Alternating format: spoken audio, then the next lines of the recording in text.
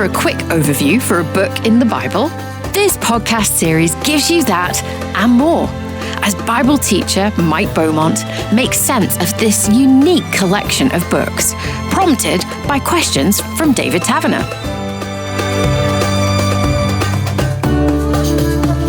In this conversation, we're going to be looking at the book of Esther. In fact, the only other book named after a woman, Mike. Yeah, that's right. In a previous episode, we've looked at Ruth, and now here's the second book that's named after a woman. Very significant, of course, in a time when women didn't have as significant a place as men. In a sentence, what's the book about?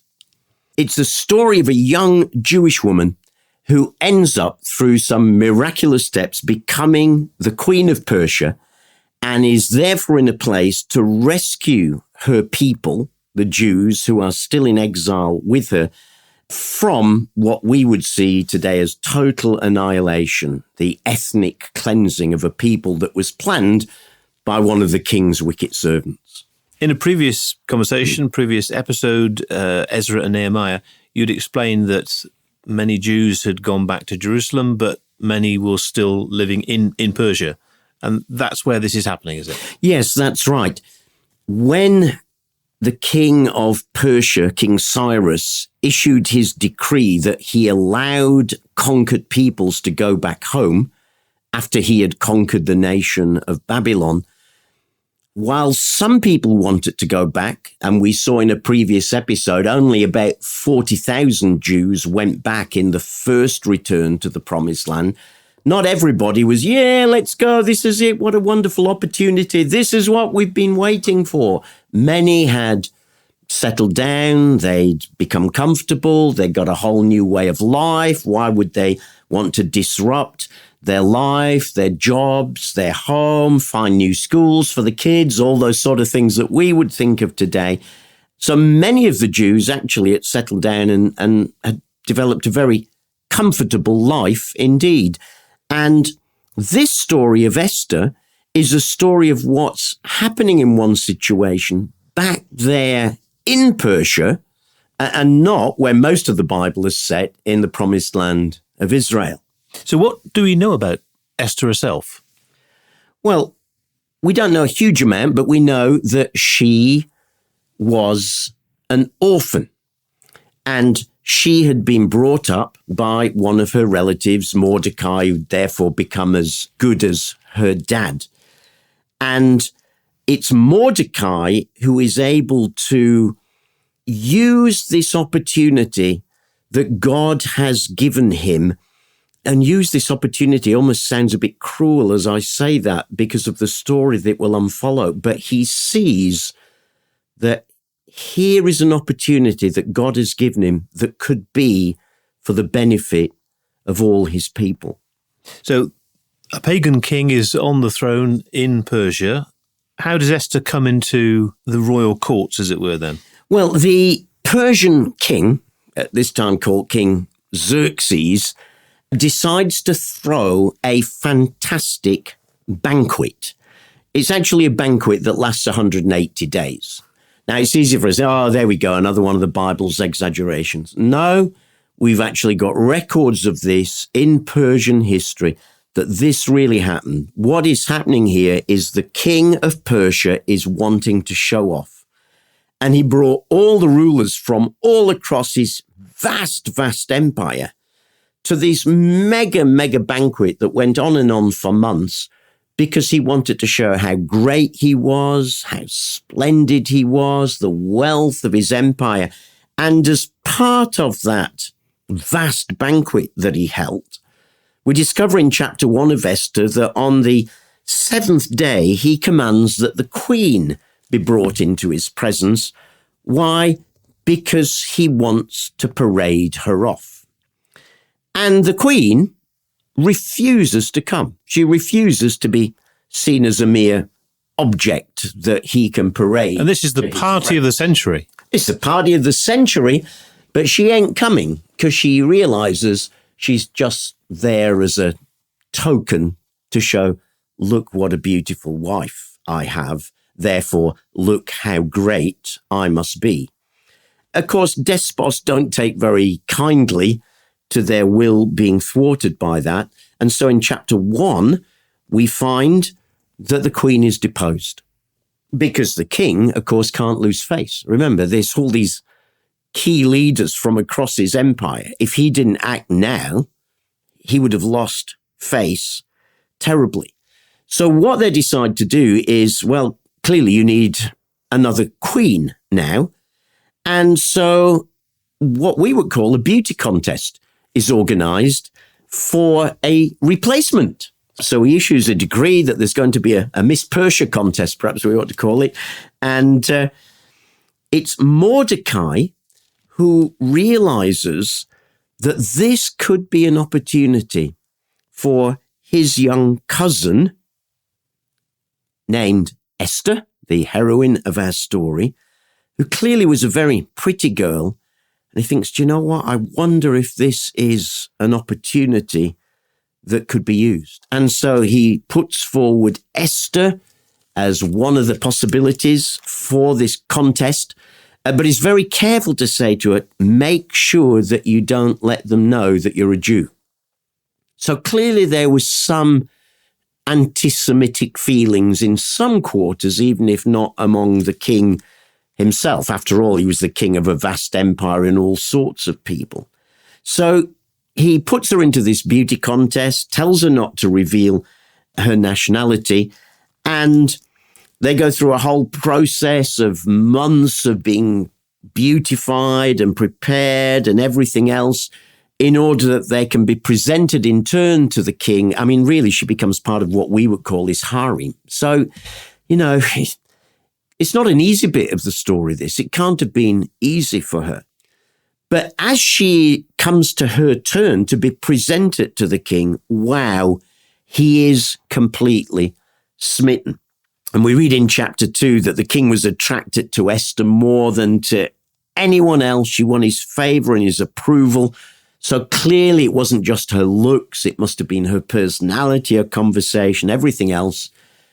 And he instantly decides to make her queen. So now we have a Jewish queen in place in Persia, but nobody knows that she's Jewish.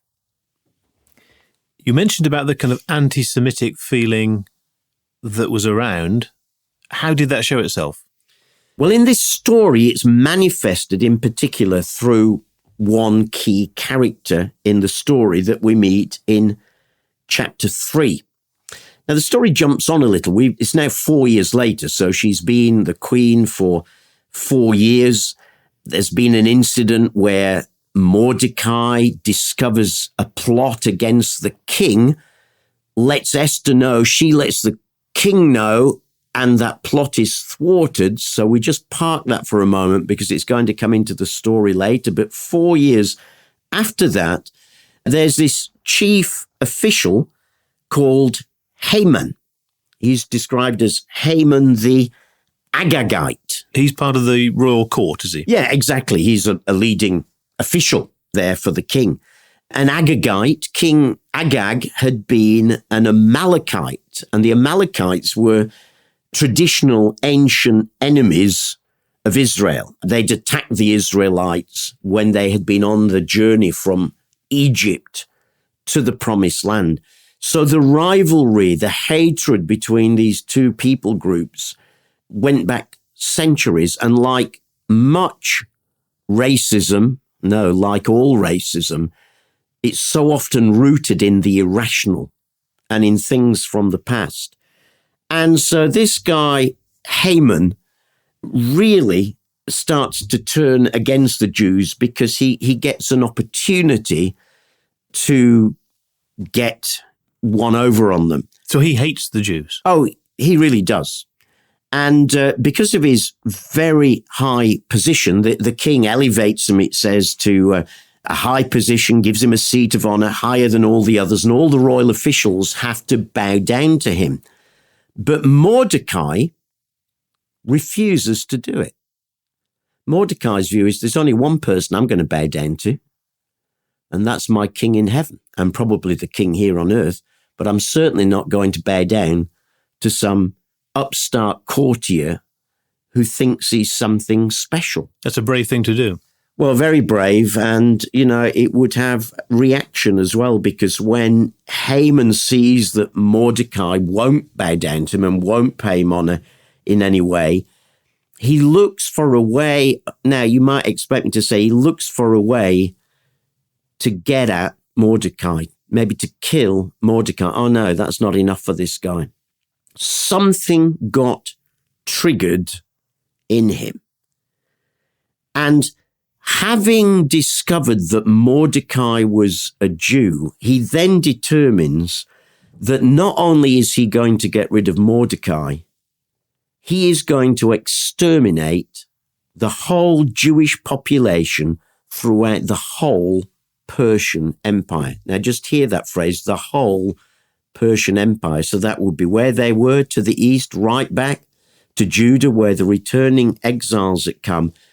And so his desire now is to see a total annihilation of the Jewish people. And to get that to happen, he goes to King Xerxes, spins a story to him about there being a people scattered across his empire who are living in a way that is not in the king's best interests. And your majesty, really you need to put a decree out to have these people exterminated. What's going on in Haman's mind, I'm wondering? He had this sense of self-importance, you said, and that's developed into a hatred way beyond just between him and one other person. I mean, it's quite irrational, isn't it? But racism is irrational. If you ever tried to sit and talk to a racist and have like a reasoned conversation with them, it is extremely difficult to do. Their racism is rooted in the irrational, in stories of stories they've heard. It's that kind of thing. You cannot get to the root of what it is that they are struggling with. And I think there is just an irrational hatred that goes back centuries. I mean, perhaps to use an illustration, it's not that long ago within the British Isles that we were seeing bombs set off between so-called Protestants and so-called Catholics in Northern Ireland over issues that went back hundreds and hundreds of years, producing a deep-seated hatred. So it is irrational. So, you say to me, what's going on? I have no idea. I have no idea how a racist mind works.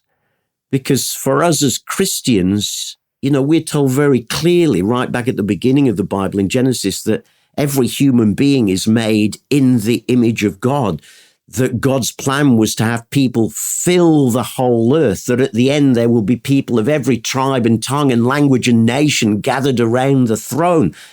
So I can't even start to get my mind around why someone would think that someone of a different skin color or a different ethnic origin or a different language should be treated as less than you, less human than you, and certainly worthy of extermination. Which makes Mordecai's reaction even more remarkable. He is clearly standing up against this person. Yes, he is. I mean, he really refuses to bow down to this guy. He's not nasty to him.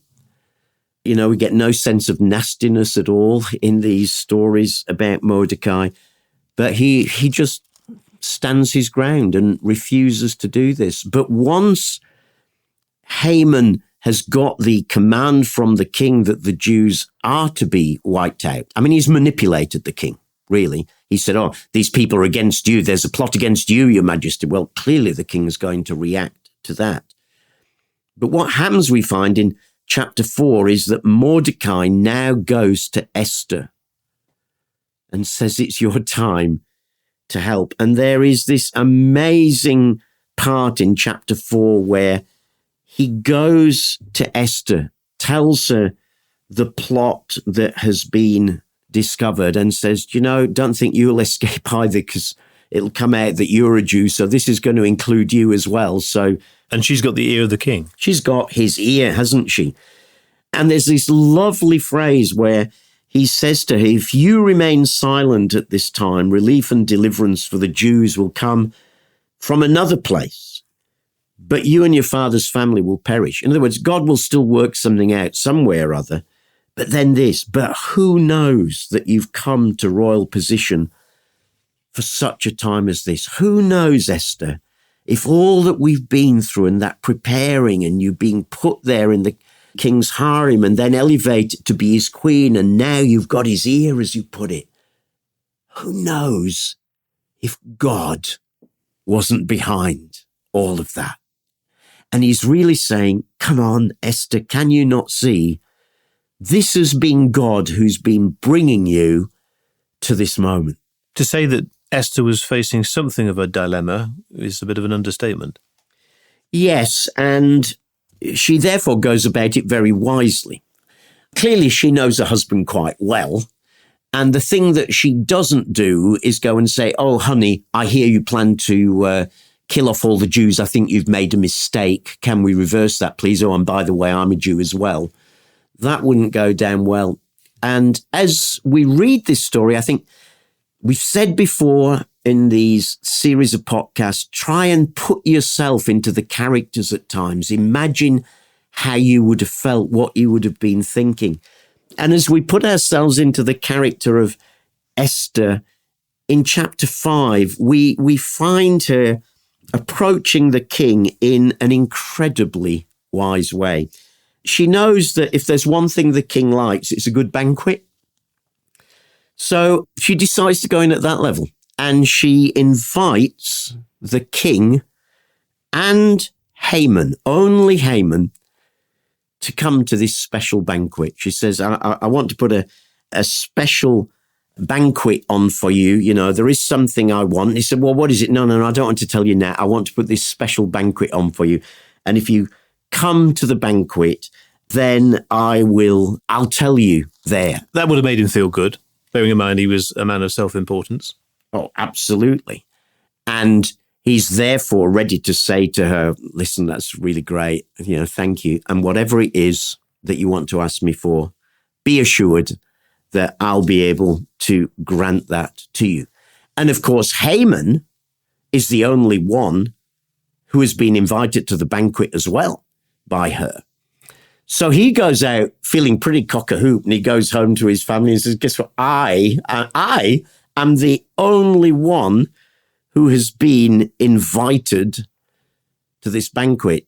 Unfortunately, on his way home, he bumps into Mordecai, and that sort of sets him off in bad spirits again. So by the time he gets home, he's also grumpy, saying, well, I'm really happy to be going to this banquet, but as long as I see this wretched Jew Mordecai sitting at the king's gate, how can I feel happy? And then it's his wife, Haman's wife, who says, tell you what to do, have a gallows built, a really big one, and hang him on it after the dinner. And he thinks, yeah, that would be a good thing to do. So she's caught up in his hatred as well. Absolutely. And it's funny, isn't it, how bitterness and hatred can have a way of spreading, and then it feeds one another. Esther's strategy, is that rooted in prayer? Well, the funny thing is that this is a book in which God doesn't get mentioned. So I'd love to be able to say to you, yes, but there's no mention of prayer. Actually, there's no mention of God. But I think what the writer is trying to show us here is that God is at work behind it all. Here's an example of what we call the sovereignty of God, the God who overrules situations and circumstances beyond what we can see.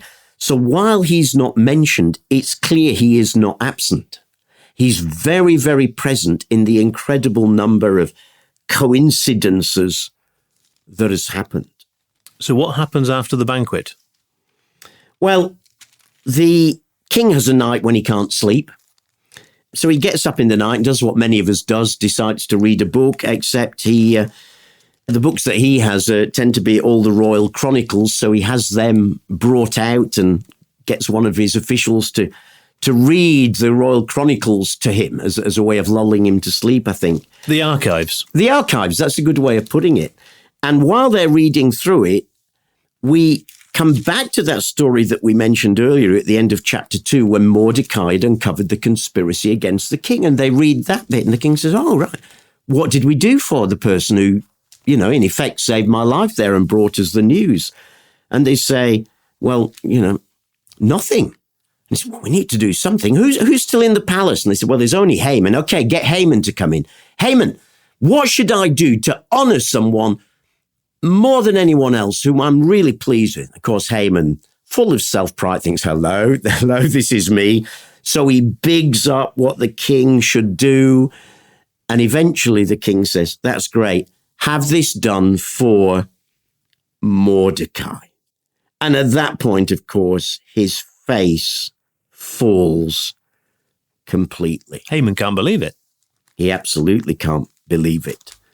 And in fact, as we read on in the story, what ends up happening is that Haman himself will be hanged on the gallows that he had prepared to have Mordecai hanged on. Don't want to give it all away. We'll give too many spoilers away here, won't we? And then people won't want to read the book for themselves. It sounds like a roller coaster of a story for sure. So how does it all end?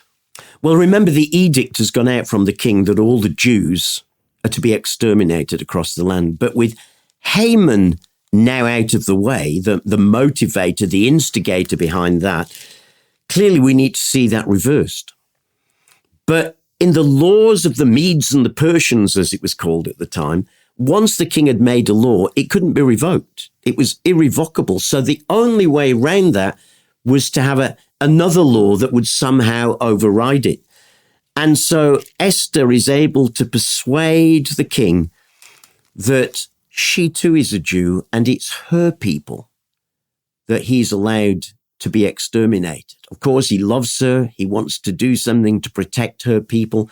So he now issues another decree that says, okay, I want it to be known throughout my empire that every Jew may arm themselves and that whoever comes to attack them, the Jews may kill them to defend themselves and have my protection upon them. Well, clearly that has now diffused the whole thing.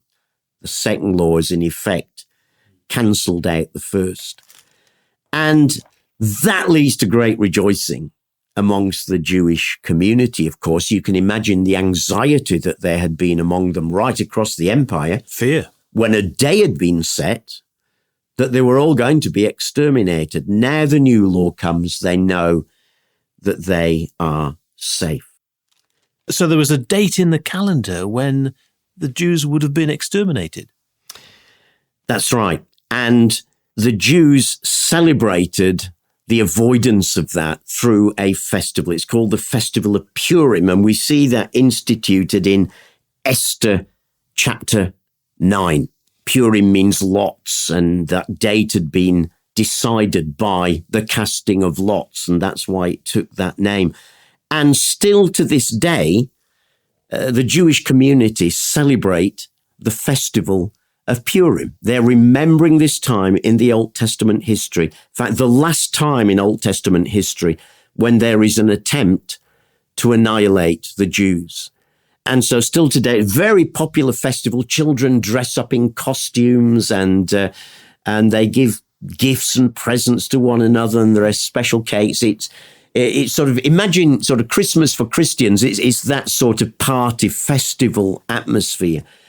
And they're celebrating, not just this occasion, but they are celebrating the faithfulness of God to the people of Israel, both throughout the Old Testament period and throughout history, because this would not be the last time in history that people have tried to exterminate the Jewish people. There have been many attempts over the centuries, and they've never succeeded. Why? Because God made a promise to Abraham and Isaac and Jacob centuries ago that they would always have descendants, and that one day those descendants, including those that were outside the Jewish people, the Gentiles, would one day fill the whole earth. I was particularly noting in the story of Esther how she had an opportunity at one point when she heard, first of all, from Mordecai about the threat to the Jewish people to do something, but she waited. and then the opportunity occurred later on. How important is that lesson for us? Yeah, I think it's very important. We saw the same thing in a previous episode when we looked at Nehemiah, didn't we? When Nehemiah received news about the city walls and gates being destroyed in Jerusalem. And there he prays and he waited, and we noted he waited 4 months before he got an opportunity. So, you know, in life, there are times we just have to grab things when they come and grab opportunities. But I suspect by and large, most Christians these days are more activists than people who go and really bring it before God first. And she is waiting. And as we said, while God isn't mentioned, I think even behind the scenes there, we can imagine what did she do in that waiting time. I'm sure there must have been some prayer, though we're not told about that in the story. So waiting for God's moment is really important. There's a lovely verse in Isaiah 64, verse 4, which says, "Since ancient times, no one has heard of any God besides you who acts on behalf of those who wait for him." Who acts on behalf of those who wait for him. God acts while I wait. Most of us want to get God to wait while I act. We rush in and he's there on the sideline, and she's waiting for the right moment to come. But when it comes, man, does she grab it with both hands. I guess the flip side of this is that sometimes we can wait too long. And that's where the challenge comes, isn't it? And sometimes we can wait that long that we miss the moment. And I'm sure many of us will have had opportunities when perhaps we had an opportunity to share the gospel and we were waiting, and the moment's gone. And certainly I know in my own life, I've got, oh, blow, missed it. And that's why it's important to try and be sensitive to the Holy Spirit, because rushing in can be as damaging as holding back.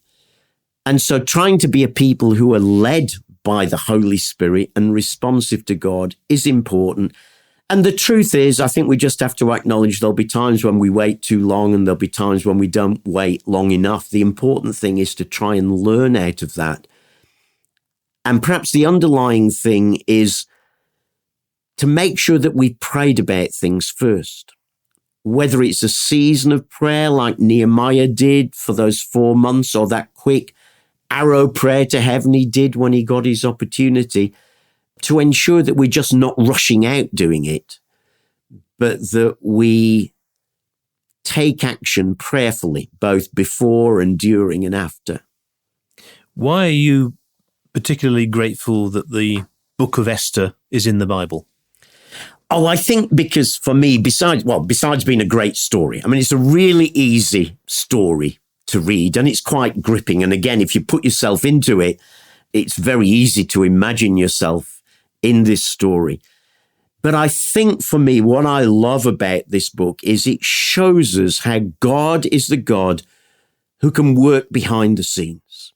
You know, it's not always overt, but the number of, as it were, coincidences that happen here, even things like, you know, all these thousands of pretty women in the Persian Empire who are gathered for the king, and it just happens to be Esther who's chosen. The king can't sleep one night, and it just happens to read the bit about Mordecai having saved him. And there are so many of these instances throughout the story where God is clearly at work, even though he's not named as such. And so I love it because it underlines for me what the New Testament will sum up in a verse which says, we know that in all things, God works for the good of those who love him, in Romans chapter 8. And I think that really comes out. God truly does work for the good of those who love him in this story, but he's often working behind the scenes. And we need to be a people who, as we are praying, can trust that God is indeed always at work behind the scenes, even where we can't see it, even when things seem to be going wrong at first. working through the apparent coincidences of life, here is what the Bible calls a sovereign God who rules over all things and ultimately works all things together for his good purpose. And that, it seems to me, is one of the great messages that comes out of Esther and is one of the really good reasons for reading it. Bible Books in 30 minutes covers every book of the Bible. And you can hear Bible teacher Mike Beaumont in conversation with David Taverner in more 30-minute podcasts. Bible biogs, Bible surprises, Bible songs, as well as their journeys on location in the Holy Land and beyond. Jesus, then and now, and Unstoppable Church, then and now. Making sense of the Bible for life every day.